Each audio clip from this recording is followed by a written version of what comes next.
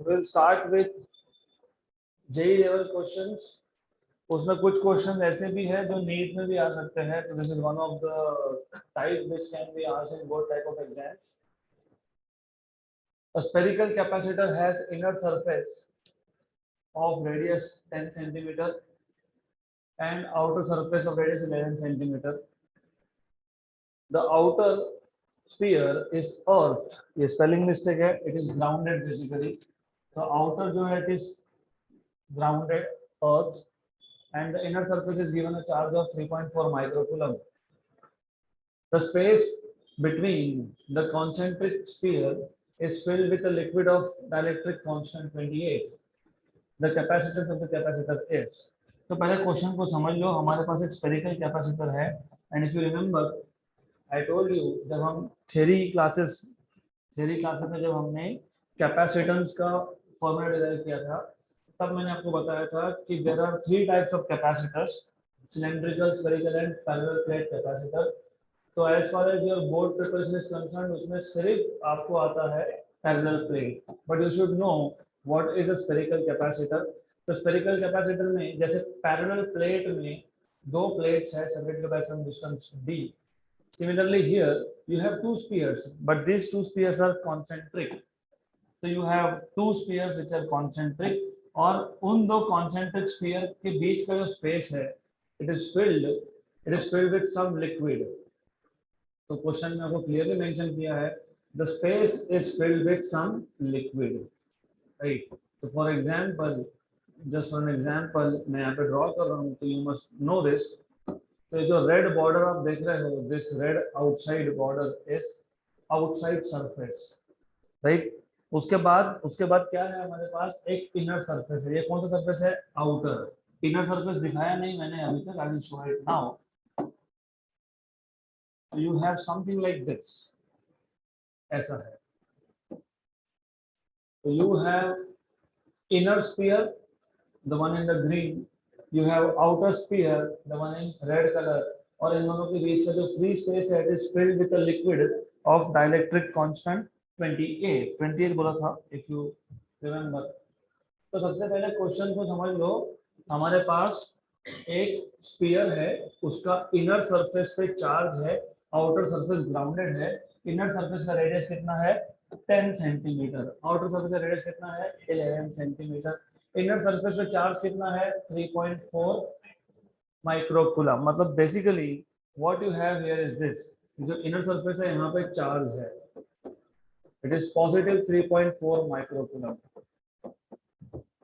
you have a charge of plus 3.4 microcoulomb here and inner radius is how much? 10. outer radius is how much? 11, right?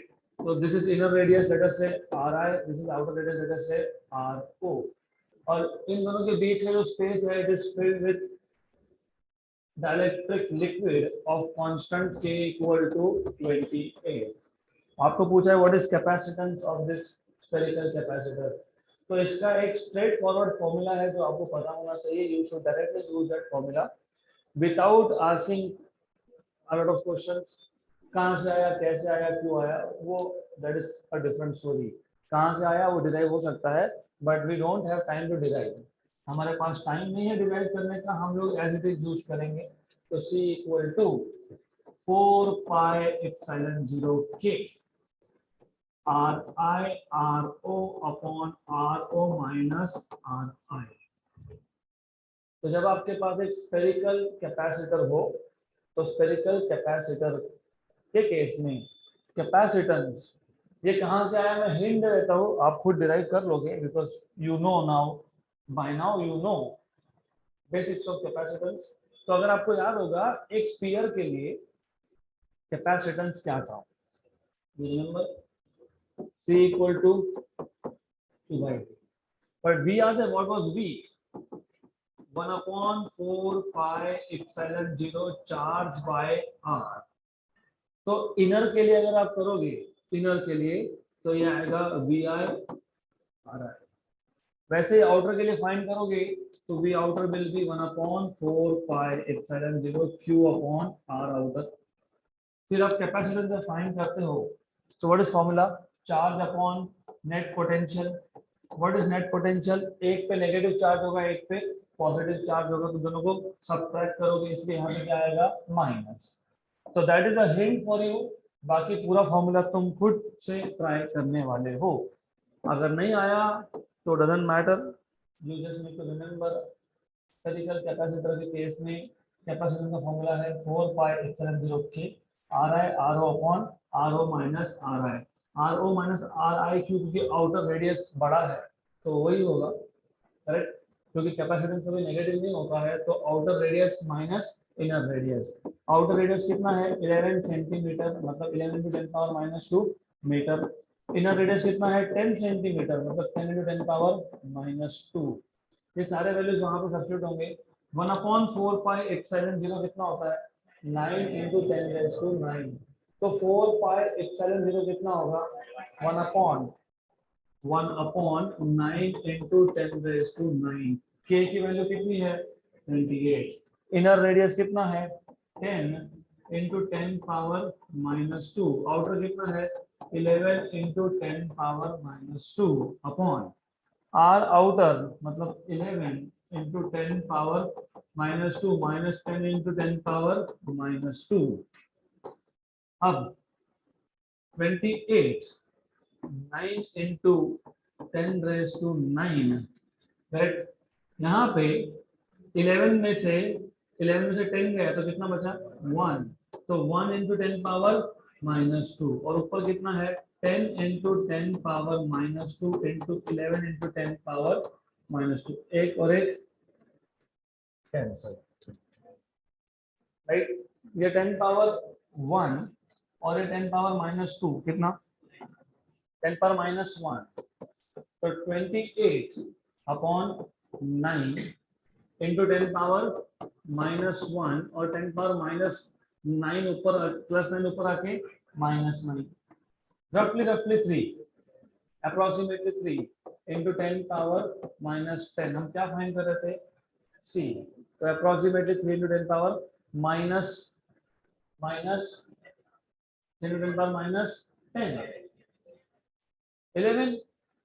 11 रह गया तो 11 है यहाँ पे, तो 11 रह गया तो यहाँ पे मल्टीप्लाइड बाय 11 कर लेना।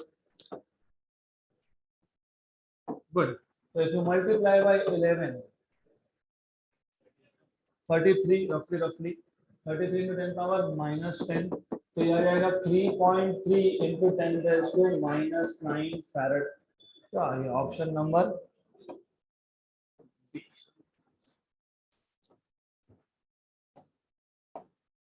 एंड रिमेंबर, ये जो हमने पूरा सॉल्यूशन लिखा है, it is under a condition कि जो बाहर का है वो ग्राउंडेड है, तब जाके ये फॉर्मूला यूज होगा। Remember this.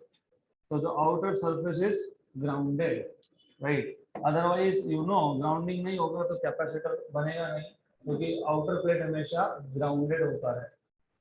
Clear? Done?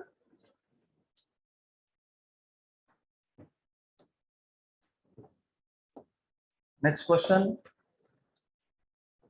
A cylindrical capacitor has two coaxial cylinders of length 20 centimeter and radii 1.5 centimeter.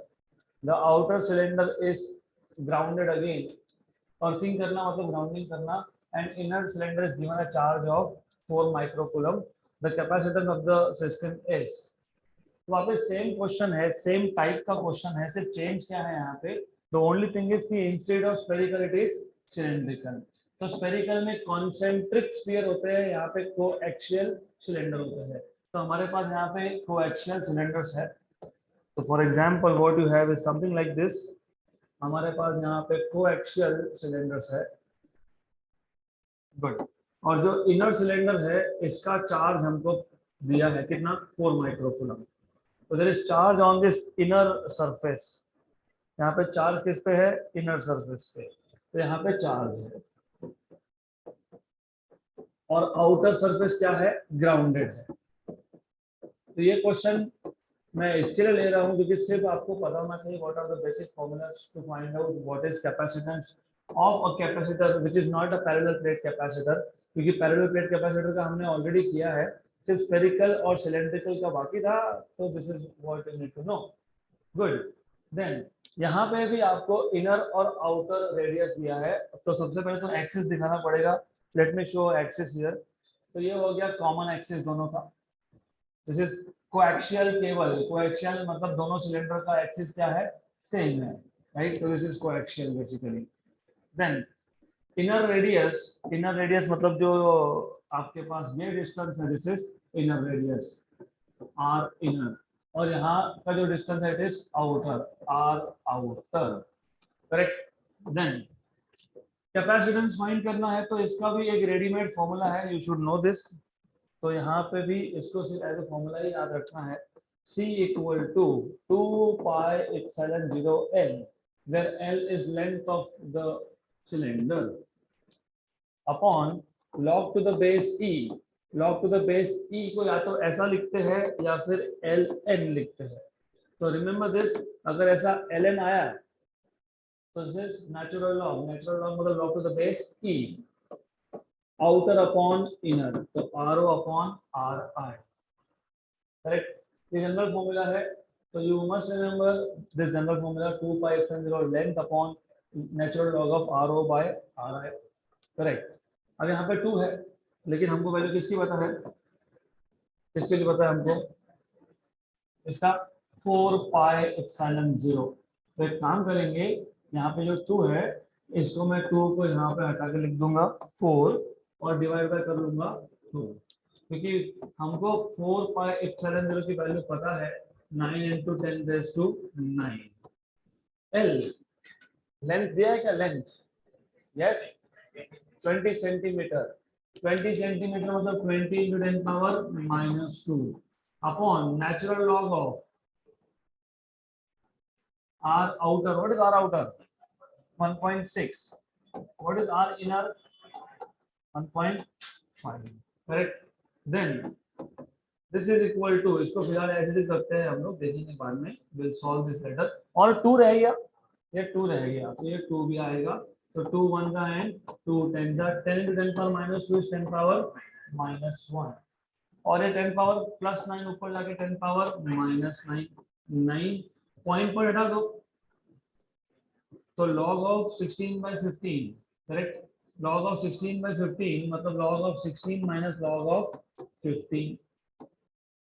तो log of 16 minus log of 15 find कर लोगे, तो I will not use log table, I will directly find out what is log of 16/15। इसमें log है कि नहीं, I don't know, just a minute, it must have a log, yes, log of, natural log of 16, कितना आ गया, natural log of 16, natural log of 16, just a minute, you have 16, इसका natural log कितना है, 2.7725, this is 2.7725, ये आ गया 10 power -10, क्योंकि 10 power -1 और -9, तो कितना 10 पावर -10, और नीचे क्या था 9, और ये कितना आया 2.7725 minus natural log of 15, minus natural log of 15, right. या तो एक काम और भी कर सकते हो, इतना करने से एक काम और कर लेना, that will be much more easier, 16/15 कर लेना, 16/15 कितना है 1 पॉइंट, करेक्ट, राइट। इसका नेचुरल लॉग ले लो, हो गई बात खत्म, 0.064, कितना 0.064। तो instead of doing like this, ऐसा करने की जगह पे मैं log of 16/15 कर देता हूँ, कितना है ये 0.064, this is 0.064। how to solve this?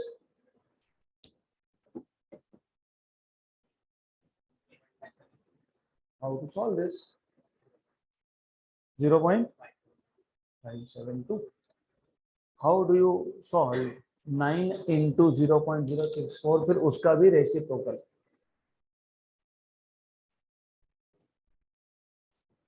how do you solve this? बहुत सिंपल है, इट इज एक्सट्रीमली सिंपल। चलो ध्यान दो, ये क्या है 9 को मैं लिख सकता हूँ क्या, राइट। 0.064 को लिख सकते हैं क्या, करेक्ट, राइट। इसको ऊपर लेके जा सकते हैं क्या, यस। ऊपर लेके जाओगे तो क्या होगा +3, और 64 को मैं 8 × 8 लिख सकता हूँ क्या, यस, राइट, गुड। देन ये कितना हो गया 1/3 कितना होता है 0.33। 1/3 दो बार है तो कितना हो गया 1/8 कितना होता है 0.125 और 0.125। तो मल्टीप्लिकेशन तो आपको सीखना ही पड़ेगा। You do not have any other options 10 power -7। अब ये आपको पता होना ही चाहिए। What is 33 into 33? 1089। What is 0.3 into 0.3? 0.3 into 0.3? What is 35 into 35? What is 35 का square? 1225। सबका ध्यान वापस से यहाँ पे, कैलकुलेशन कैसे करने हैं वो भी आपको समझना पड़ेगा। रिमेंबर 0.33 रफली 0.35। 0.35 मतलब 35 into 10 पावर -2 बराबर। लेकिन 0.35 कितनी बार आया, 2 बार, और 10 पावर आपको पता है 35 का square, any number ending with 5 उसका स्क्वायर, 5 का स्क्वायर 3 का अगला नंबर 3 into 4 into 10 पावर तो कितना आ गया 0.1225। और यहाँ पे भी 0.12 है, यहाँ पे भी 0.12 है। हमको अप्रोक्सीमेट करना है क्योंकि as you can see numbers आसपास में नहीं है, तो आपको सिर्फ अप्रोक्सीमेट करना है। ये तो कैसे करोगे, ये कितना आ गया 0.12, ये कितना है 0.12, वो कितना है 0.12, करेक्ट। 10 पावर -7। आपको पता नहीं क्या 0.12 into 0.12 कितना होता है, 12 into 12 कितना होता है 144 बराबर। तो 0.1 into 0.1 कितना होगा 144 into 10 raised to -4 बराबर। 144 into 10 raised to -4। हम वैसे भी सब कुछ अप्रोक्सीमेट ही कर रहे हैं ना, तो 144 क्यों लेना, फिर क्या लेंगे 150 into 10 पावर -4। -4 एडजस्ट कर लिया तो 0.015 हो गया। कैलकुलेशन किसका हुआ, पहले दो टर्म का हुआ, ये अभी भी बाकी है। ये कितना है 0.12 और कितना है 10 पावर -7। अब ये 0.0150 इसका कोई रिलेवेंस नहीं है तो छोड़ दो। तो ये कितना हो गया 15, ये कितना हो गया 12, इसके 10 पावर -3, इसके 10 पावर -2 तो कितना -5 और 10 पावर -7 तो था ही। Do you know what is 50 into 12? 180 into 10 power -12 बराबर, करेक्ट। लुक है 1.7 into 10 raised to -10। क्यों, क्योंकि ये जो 2 है इसको दे देंगे 10 पर -12 के 2 किसको देंगे, इसको। तो 1.8 into 10 power -10, right. Without logbook, without calculator, of course without calculator you can do all this. सिर्फ लॉग के लिए आपको लॉगबुक लगेगा and that's how you can solve this question. तो आंसर क्या आना चाहिए सी। बट फिर भी आप एक बार खुद से वेरीफाई करोगे, calculation you will verify by yourself. तो मैं यहाँ पे लिख देता हूँ चेक योरसेल्फ, क्योंकि all the calculations you are supposed to do.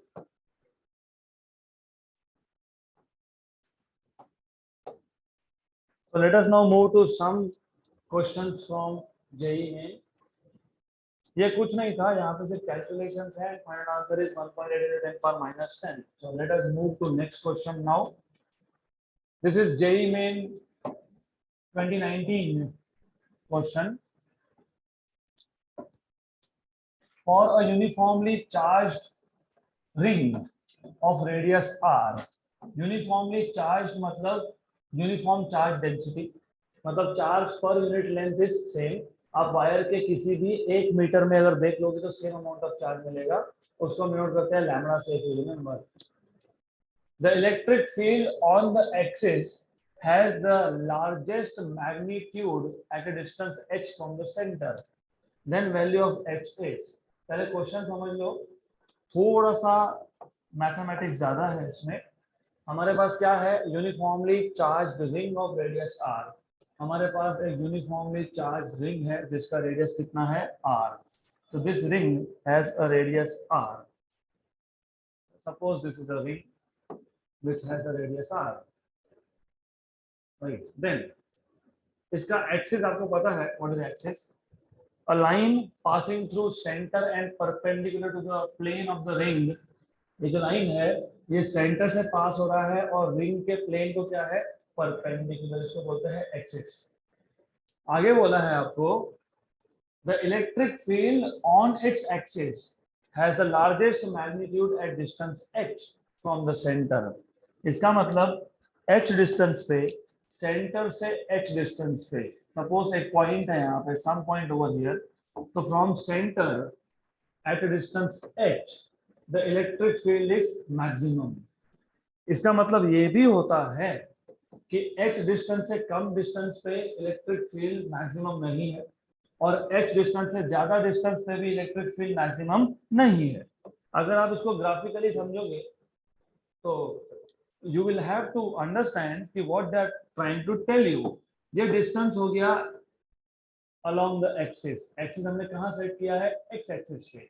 ये कौन सा डायरेक्शन है? X axis. तो ये क्या है? X axis. मैं इसको y पे भी ले सकता था. What do I mean by that? y पे लेना मतलब क्या, पहले वो भी समझ लो. What do mean by taking this along y?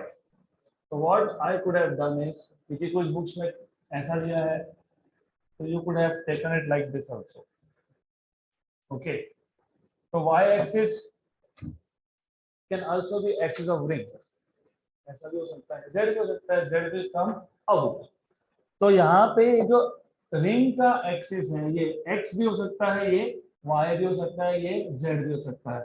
तो हम अभी फिलहाल जो ले रहे हैं वो कौन सा डायरेक्शन है? x. और किसकी बात हो रही है? इलेक्ट्रिक फील्ड की. एक एक वर्ड इंपॉर्टेंट है. क्वेश्चन बहुत शॉर्ट है लेकिन आंसर इसका लॉन्ग है. For a uniformly charged ring of radius r, the electric field on its axis has the largest magnitude. Largest magnitude मतलब सबसे ज्यादा वैल्यू इलेक्ट्रिक फील्ड का कितने डिस्टेंस पे? h डिस्टेंस पे. इसका मतलब मैंने बताया h से कम डिस्टेंस पे इलेक्ट्रिक फील्ड है लेकिन कम है, और h से ज्यादा डिस्टेंस पे इलेक्ट्रिक फील्ड है लेकिन कम है. मतलब as you go on increasing distance electric field increases becomes maximum and then again falls down. तो जो मैक्सिमम इलेक्ट्रिक फील्ड हुआ तो क्या हुआ? इलेक्ट्रिक फील्ड बढ़ते गया maximum and then falls down. तो जो मैक्सिमम इलेक्ट्रिक फील्ड हमारा आया है वो कितने डिस्टेंस पे आया है? h डिस्टेंस पे आया है. तो ये डिस्टेंस कितना हो गया? ये डिस्टेंस हो गया h. Good. Right. Then you must remember, you should remember, जब आप फंक्शन प्लॉट करते हो y एक्सिस पे y लिखते हो, x एक्सिस पे x लिखते हो, फिर आप बोलते हो कि जब फंक्शन की वैल्यू मैक्सिमम होगी, जब फंक्शन की वैल्यू मैक्सिमम होगी, कहाँ पे मैक्सिमम है? यहाँ पे मैक्सिमम है. राइट. तो इस केस में जब फंक्शन की वैल्यू मैक्सिमम थी तो उस पॉइंट पे अगर हम लोग स्लोप देखें, स्लोप मतलब डेरिवेटिव, तो derivative at the point where function is maximum और minimum is 0. Derivative at a point where the value of function is either maximum or minimum. Derivative क्या आता है? 0 आता है. Derivative मतलब dy by dx. करेक्ट. यहाँ पे y कौन है? Electric field. और x तो x है, तो de by dx is 0. यहाँ तक क्लियर? अगर ये समझा होगा तब जाके कुछ आगे समझेगा. Is this clear? Right. Good. But x की कौन सी वैल्यू के लिए? x की कौन सी वैल्यू के लिए? h. तो de by dh is 0. Correct, यहाँ तक क्लियर? देन हमको पूछा है what is the value of h in terms of r। तो सबसे पहले do you remember what is electric field at the axis of a ring? हमने डिराइव किया था फॉर्मूला 11 स्टैंडर्ड, 1/4 पाई एप्सिलॉन 0 मतलब कौन k q h upon h square plus r square raise to 3/2। वहां पे सिर्फ h को बोला था x, यहाँ पे हम लोग बोल रहे हैं h। एक ही बात है, मैंने अभी बताया h is one of the values of x। तो आप यहाँ पे x लिखो, कोई दिक्कत नहीं। यहाँ x लिखोगे तो यहाँ पे भी कौन लिखोगे? x लिखोगे। फिर आखिरी में x फाइंड कर लोगे, फिर बोलोगे बट x और h is one of the values of x। तो मैं शुरुआत से ही क्या लिख रहा हूँ यहाँ पे h। तो point number 1, electric field along the axis of a charged ring is 1/4 pi epsilon 0 q h upon h square plus r square raised to 3/2। ये फॉर्मूला पता होना चाहिए। ये electric field along the axis है। And electric field along the equator कितना कितना वो अभी आप खुद से चेक करके आओगे। ये एक्सियल लाइन पे है, वैसे ही इक्वेटोरियल लाइन पे भी आ सकता है, वो आप खुद चेक करोगे। Good, right? पहले तो आएगा कि नहीं वो चेक करना। इक्वेटोरियल लाइन और एक्सियल लाइन कब डिफाइन करते हो? डाइपोल। ये डाइपोल है क्या? नहीं, तो सिर्फ एक ही फॉर्मूला है। Good, then if I take derivative, और ये 3/2 है of course. If I take derivative तो de by dh equal to derivative of e, what is e?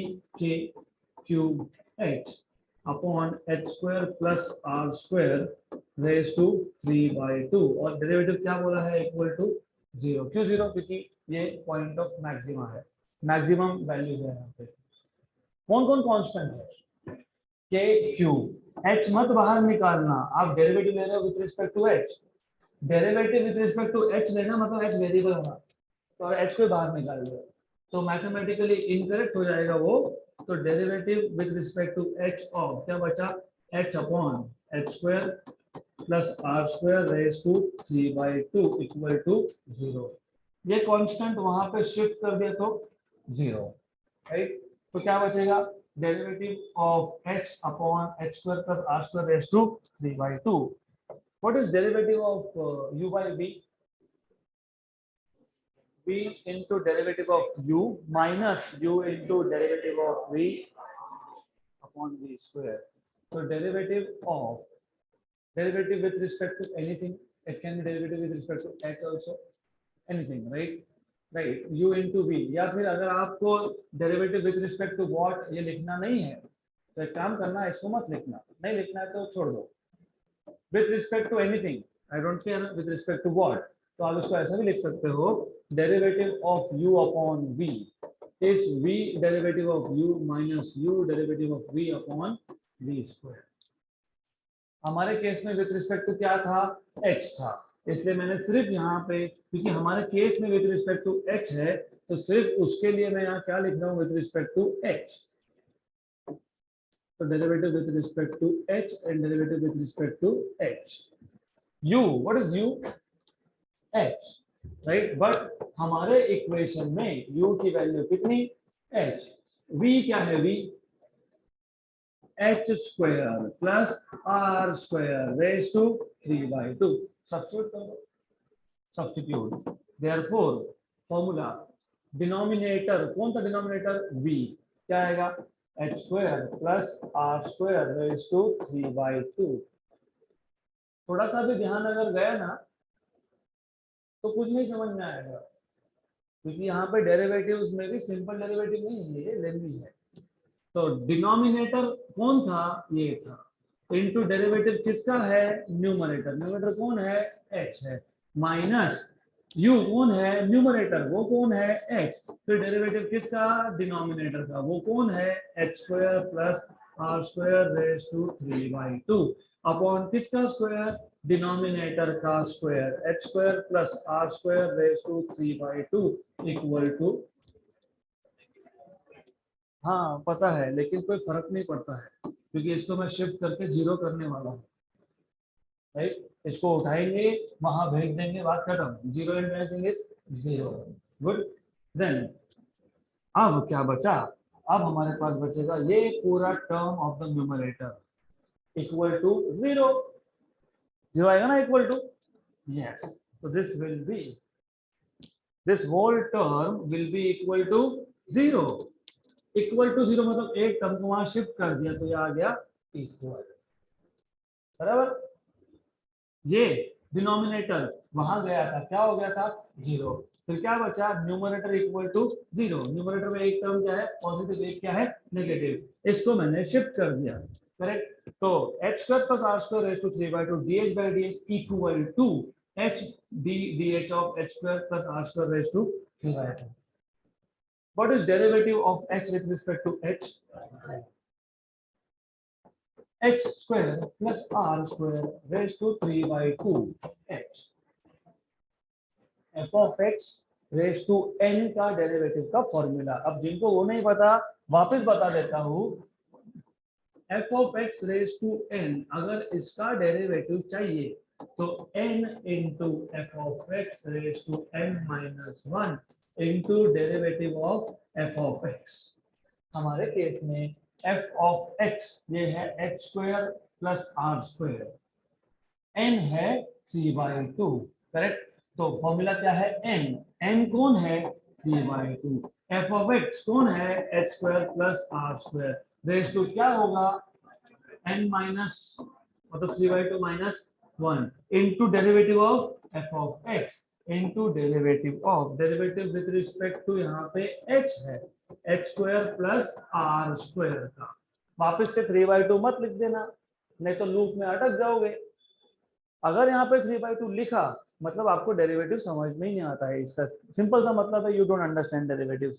क्योंकि अगर 3 by 2 लिखा तो वापस से उधर ही आ गए, dh by dh h square plus r square raised to 3 by 2, फिर वही रूल, फिर वापस से 3 by 2, फिर वही रूल, तो लूप में अटक जाओगे। That is why you need to write this thing properly. Good, then अब do not hurry here, h square plus r square raised to 3 by 2 मतलब 1 by 2 और into 1 h square plus r square raised to 1, क्योंकि 3 by 2 क्या होता है 1 by 2 plus 1, तो 3 by 2 को split कर दिया 1 by 2 और 1, क्यों किया, look h 3 by 2 h square plus r square raised to 3 by 2 minus 1 is 1 by 2, cancel cancel, इसका डेरिवेटिव आएगा 2h, राइट, r स्क्वायर का तो 0 आ जाएगा, तो ये और ये कैंसल, करेक्ट, राइट, गुड। हाँ, I know video is freeze for a while, कोई दिक्कत नहीं। h square plus r square equal to h into h and 3h square, correct. तो what you will have is 3h square minus h square equal to, तो 2h square equal to, तो h square equal to, तो h equal to r by root 2, option number B, done. Next question, again JEE Main 2019। अब यहाँ पे क्या बोला है हमको देखते हैं, तो what they are telling us is 4 equal point charges capital Q are placed in the xy plane at 0,2, 0,2 मतलब x एक्सिस पे है पॉइंट, x पे ना, y पे है, right, 0,2 is a point on y axis, 4,2, 4, minus 2, 4,2 is first quadrant, 4, minus 2 fourth quadrant, 4 मतलब x, x positive y negative, fourth quadrant. तो question पढ़ते पढ़ते थोड़ा सा ये भी देखो कि कहाँ पे है चार्जेस, एक है y एक्सिस पे, एक है फर्स्ट क्वाड्रेंट में, एक है फोर्थ क्वाड्रेंट में, एक है नेगेटिव y एक्सिस पे 0, -2। The work required to put a fifth charge capital Q at the origin of the coordinate system will be। तो I would suggest you कि सबसे पहले draw a coordinate system full fledge, लेकिन हमारा जो purpose है जितने पॉइंट है, कितने पॉइंट है, 4, उसमें से वो जो 4 पॉइंट है, 2 पॉइंट तो वाई एक्सिस पे है, एक पॉइंट पहले क्वाड्रेंट में है, एक पॉइंट चौथे क्वाड्रेंट में है, मतलब सेकंड थर्ड क्वाड्रेंट की जरूरत ही नहीं है। तो मैं सिर्फ ओरिजिन दिखाऊंगा और फर्स्ट एंड फोर्थ दिखाऊंगा। गुड। देन जो 4 पॉइंट्स है, पहले हम लोग 4 पॉइंट्स को मार्क करेंगे, राइट। 4 पॉइंट्स है और चारों पॉइंट पे इक्वल चार्ज है +q। एक यहाँ पे, कौन सा ये 0,2, एक यहाँ पे, इससे स्ट्रेट लाइन, क्योंकि स्ट्रेट लाइन क्यों, क्योंकि अगर आपने देखा होगा, क्या देखा, 4,2, 4,2 मतलब y axis, y coordinate is 2, तो 4,2 मतलब बराबर इसकी लाइन में, और दूसरा 4,-2। तो this is what you need to understand. ये डमी लाइंस है, मैं हटाने वाला हूं यहां से इसको। I will just get rid of this dummy lines. तो ऐसा है, you have a point, you have 4 points, right. अब एक काम करते हैं, नाम भी दे देते हैं इनको। Let us give some name. इसको बोलते हैं ए पॉइंट, इसको बोलते हैं बी पॉइंट, इसको बोलते हैं C point. Let us call this as B point. अब कोऑर्डिनेट्स भी पता है तो लिख लेंगे, 0,2, 4,2, 4,-2 and 0,-2. Then they are asking you what is the energy required, the work required, मतलब energy required to put a fifth charge q, मतलब पांचवा भी सेम अमाउंट ऑफ चार्ज है, उसको कहाँ रखना है, ओरिजिन। कहाँ से लाते हैं नॉर्मली, इंफिनिटी से ओरिजिन पे लाने में वर्क कितना हुआ, दैट इज द आइडिया। तो डू यू रिमेम्बर, मैं किसी को भी पूछ लूंगा, ध्यान यहीं पे चाहिए, जिसका ध्यान नहीं होगा वो पहला टारगेट है। Do you remember what is the formula of work done to bring a charge capital Q? Charge into potential difference. Charge into difference of potential. और आपको पता है पोटेंशियल डिफरेंस मतलब फाइनल पोटेंशियल। फाइनल पॉइंट कौन सा है, origin, minus initial potential. Initial कौन सा था, लेकिन इंफिनिटी तो पॉइंट ऑफ जीरो पोटेंशियल है। इंफिनिटी पोटेंशियल कितना होता है, 0 होता है। इसका मतलब work done will be Q into potential at origin. लेकिन ओरिजिन पे पोटेंशियल होगा इन 4 चार्जेस की वजह से, क्योंकि 4 चार्जेस ही तो थे। तो याद है क्या, पोटेंशियल कभी भी एट अ पॉइंट होता है ड्यू टू चार्ज। तो टोटल पोटेंशियल, ध्यान यहाँ पे, पूरा का पूरा ध्यान यहाँ पे, work done equal to charge. If you remember, ये O पॉइंट पे चार्ज नहीं था, बाद में लाया था क्या पहले, तो पहले कौन थे, A, B, C और D। तो इसका मतलब O पे पोटेंशियल होगा potential due to A plus potential due to B plus potential due to C and plus potential due to D। But do you remember what is the formula of potential, मतलब K/R, K/R।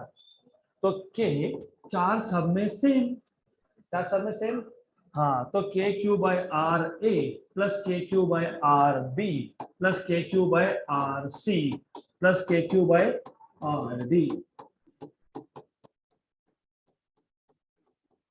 Is this clear. तो क्या common निकलेगा, तो K common Q square, Q क्योंकि एक Q पहले से था, एक Q अंदर से आया, तो कितना हो गया, Q square, right.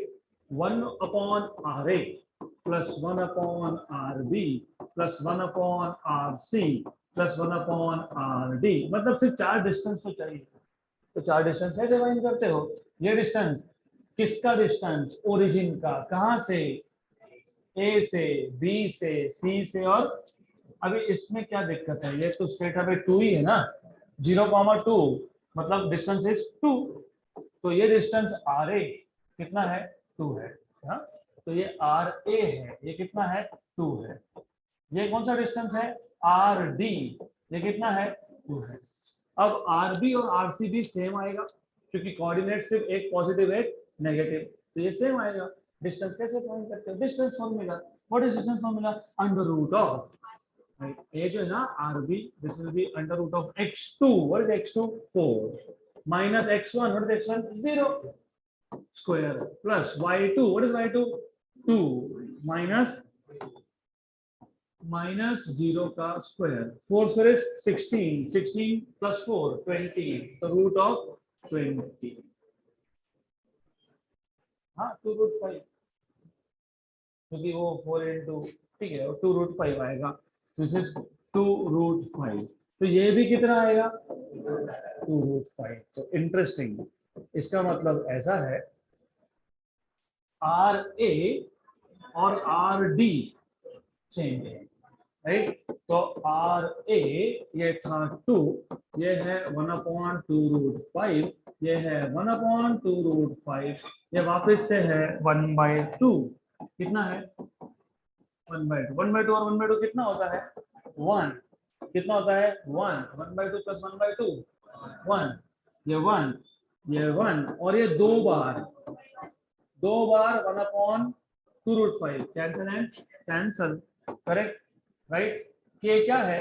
1/4 pi epsilon 0 Q square 1 plus 1/रूट 5. देखो ऐसा कुछ होगा. Option B done.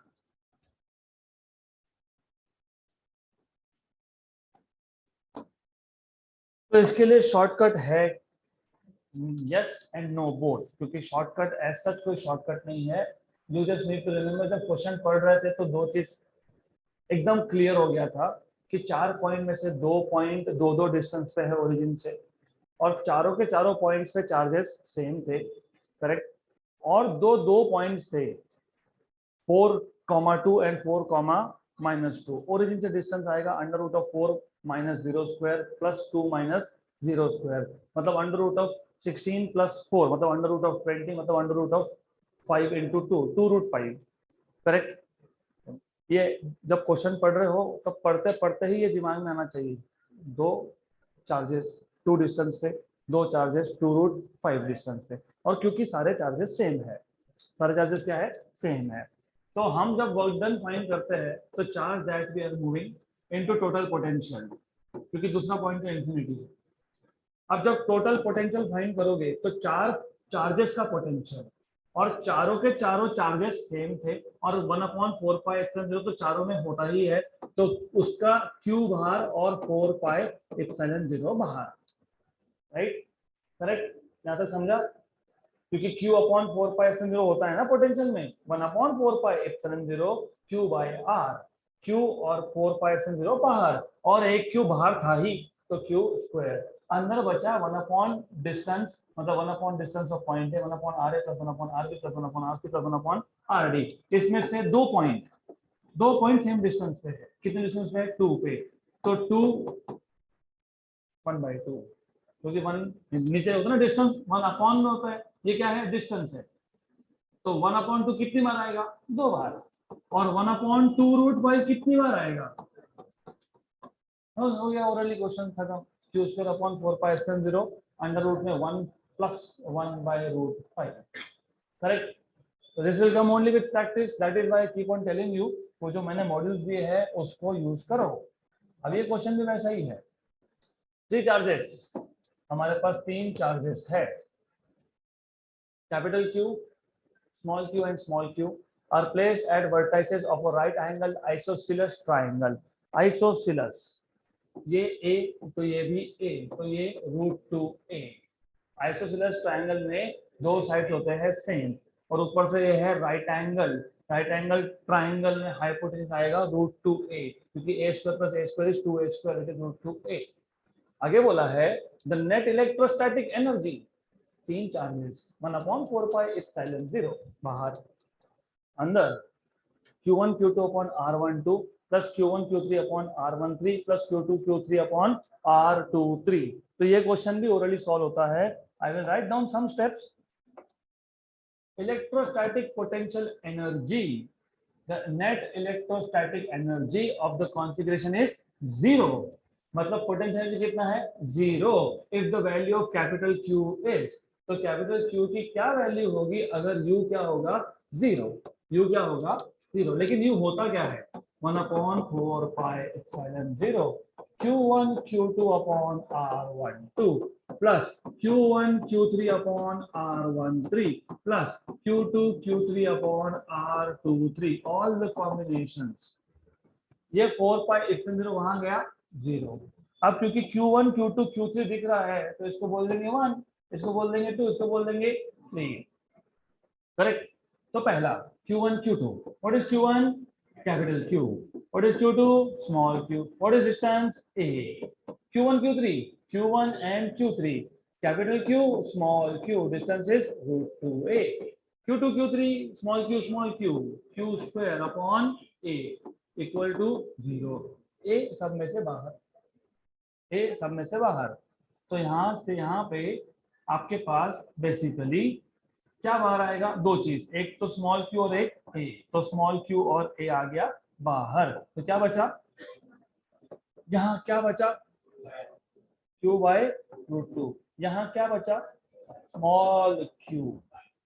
नहीं, बाय नथिंग गया. इक्वल टू शिफ्ट करके 0. करेक्ट. शिफ्ट करके 0. तो कैपिटल क्यू पहले दो टर्म में से कॉमन, तो 1/1 प्लस 1/√2. क्यू और ए को शिफ्ट करके क्या कर दिया? 0. फिर कैपिटल क्यू क्या किया? कॉमन निकाला. प्लस क्यू, तो यहाँ पे आके ये माइनस क्यू. मतलब ये जो प्लस क्यू था इसको कर दिया shift. Correct. Right.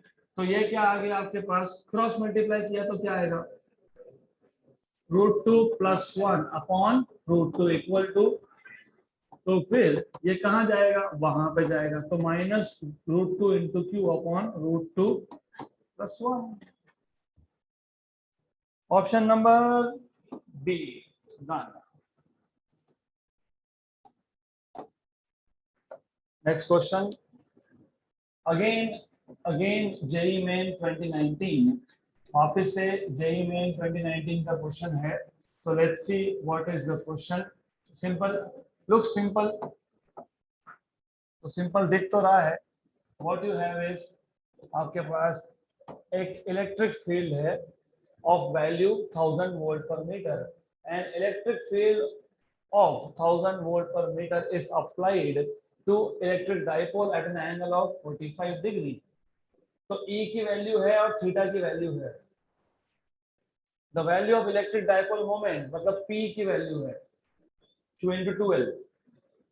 Do you remember electric dipole moment is 2 into 12. उसकी वैल्यू है 10 power -29 coulomb metre. What is the potential energy of the electric dipole? Simple question. It is a simple question. Potential energy of electric dipole अगर आपको याद होगा, it is PE cos of theta initial minus cos of theta final, which is theta. Correct. अब अगर आपको initial angle बताया ही नहीं, आपको क्या बताया? डायरेक्टली फाइनल एंगल कितना है? 45.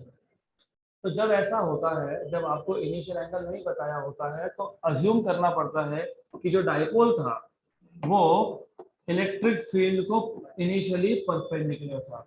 तो अगर आपको इनिशियल एंगल बताया नहीं है तो by default initial angle will be 90. कितना? 90. कितना? 90. तो you have values. What is P value? 10 power -29. What is E value? 1000. E value is 1000. cos of 90 मतलब 0. cos of 45 1 by √2. What is 1 by √2? 0.7071. Answer पहले देख लेना एक बार. It is in terms of what? 7. Correct. ये कितने? 3 में से एक इसको दे दिया. ये क्या जा रहा? ये क्या था? -0.7 था ना. तो -7.07 एक ही दिया. तो दो किसको मिलेंगे? किसको मिलेंगे? 10 power -29 को. तो कितना होगा? Option number B done. तो answer is in joule of course. Right. Okay, so that's it for today.